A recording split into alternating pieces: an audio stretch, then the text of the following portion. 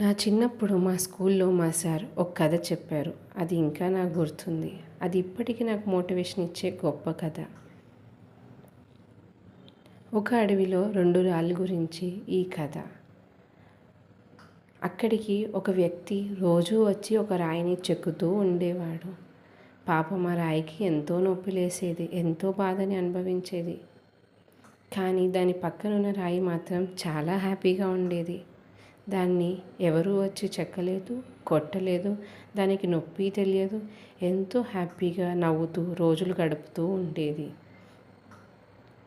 ఒకరోజు దాన్ని చెక్కడం పూర్తయింది. అందమైన శిల్పంలాగా తయారైంది ఆ రాయి. దాన్ని ఆ వ్యక్తి తీసుకెళ్ళి గుడిలో పెట్టాడు. ఇంకేముంది, ఆ రోజు నుండి అందరూ ఆ రాయిని పాలతో శుభ్రం చేసి ప్రసాదాలు నైవేద్యాలు పెట్టి పూలతో పూజించేవారు.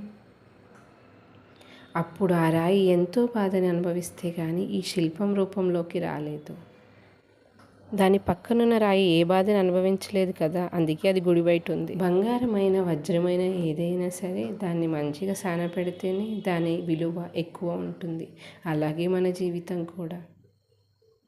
ఎప్పుడు మనకి కష్టాలు వస్తున్నాయి, అన్ని అడ్డంకులు నాకే వస్తున్నాయని అనుకోకండి. మన జీవితంలో జరిగే సంఘటనలు మనం ఎటువంటి కష్టాన్నైనా ఎదుర్కోగలమని ధైర్యాన్ని ఇస్తుంది.